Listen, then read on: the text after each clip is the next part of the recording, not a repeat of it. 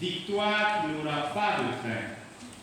La liturgie d'aujourd'hui nous fait vivre deux moments. Un moment de gloire et un moment d'humiliation. Un moment de triomphe et un moment d'échec. Un moment de lumière et un moment de ténèbres. Des acclamations de fête, nous passons aux exclamations de mort, des hosannas à crucifier-le. Cette même foule qui acclame Jésus aujourd'hui va l'accuser demain par déception peut-être de n'avoir pas trouvé en lui le Messie politique qu'elle espérait. Cela traduit la réalité de notre vécu quotidien. À nos moments de bonheur peut succéder souvent à des moments de pleurs. Mais la différence entre Jésus et nous est qu'il assume tous ces moments dans la liberté et dans l'amour. Oui, frères et sœurs, c'est par l'amour pour nous tous que Jésus accepte de vivre sa passion. Pour nous, il a tout supporté.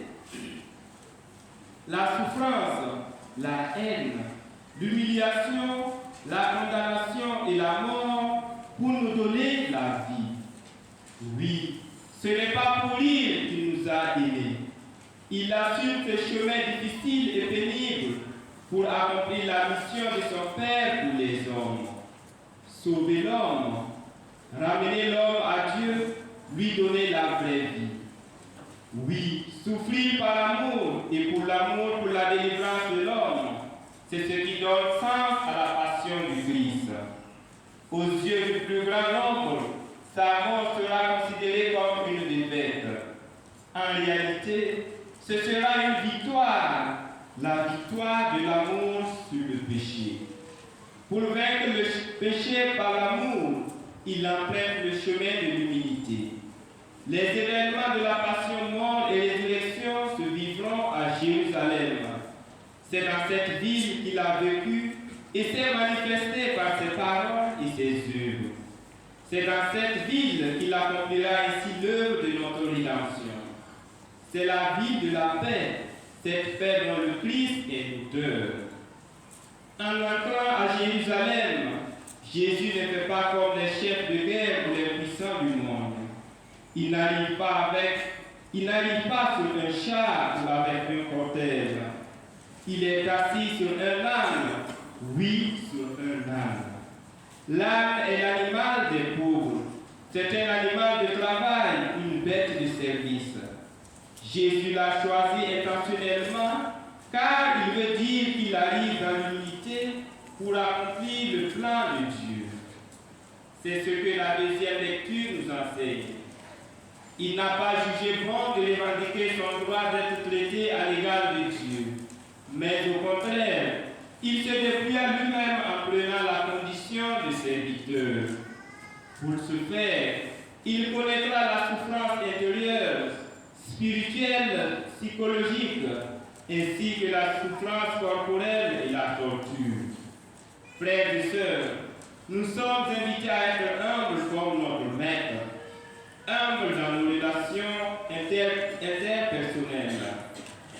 Contemplons à présent quelques acteurs de la passion du Christ. On a Jésus lui-même, la victime, celui qui doit être supprimé.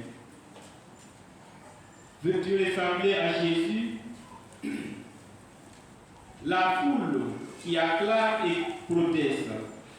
Pilate, le gouverneur, bien que convaincu de l'innocence de Jésus, mais par peur de la foule, il va le livrer à ses accusateurs. Combien de fois ai-je livré mon frère par peur ou par crainte de perdre ma renommée? Judas, l'un des 12 apôtres choisis par le Christ lui-même, il trahit Jésus pour de l'argent en le vendant pour une somme dérisoire de 30 pièces. Combien de fois avons-nous trahi Jésus? Combien de fois ai-je vendu mon frère ou ma sœur à travers mes paroles et mes actes pour un intérêt quelconque? Nous avons Pierre, le chef de l'Église. Il nie 3 fois Jésus par peur de la foule. Il n'a pas eu le courage de reconnaître qu'il est le disciple souffrance, sommes-nous courageux plus que Pierre? Enfin, nous avons Hérode. Déçu de ne pas voir le Christ opérer des miracles devant lui comme il le désirait, il le tourne en dérision et l'abandonne aux mains de ses accusateurs. Nous aussi, devant nos prières non exaucées, quelle est notre attitude? Pour conclure, je voudrais reprendre avec vous cette louange au Christ dans la liturgie maronite. Nous t'adorons, toi le Très-Haut. Tu t'es abaissé et tu nous as élevés. Tu t'es humilié et tu nous as honorés.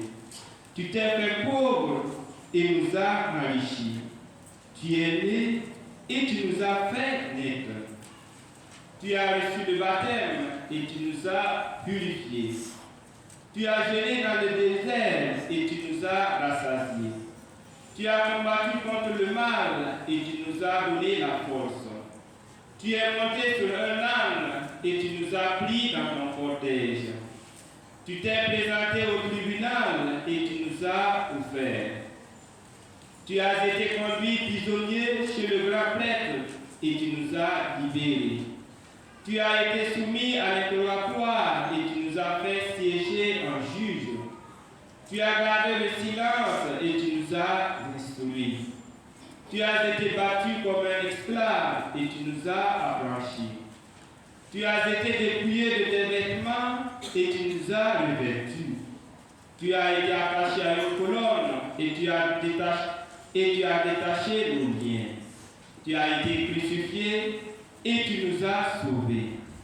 Tu as goûté le vinaigre et tu nous as abreuvés de douceur. Tu as été couronné d'épines et tu as fait de nous des rois. Tu es mort et tu nous donnes et tu nous as fait vivre. Tu as été mis au tombeau et tu nous as réveillés. Tu es ressuscité dans la gloire et tu nous as donné la joie. Tu t'es revêtu de gloire et tu nous as remplis d'admiration. Sois béni, toi qui viens, tout rayonnant de bonté. Frères et sœurs, dans le silence, le recueillement et la prière, vivons à fond cette semaine sainte qui nous est accordée par le Seigneur pour ainsi recueillir les grâces de la passion, mort et résurrection du Christ. Puissions-nous réaliser et professer au cours de cette semaine sainte comme le centurion. Vraiment, cet homme était fils de Dieu.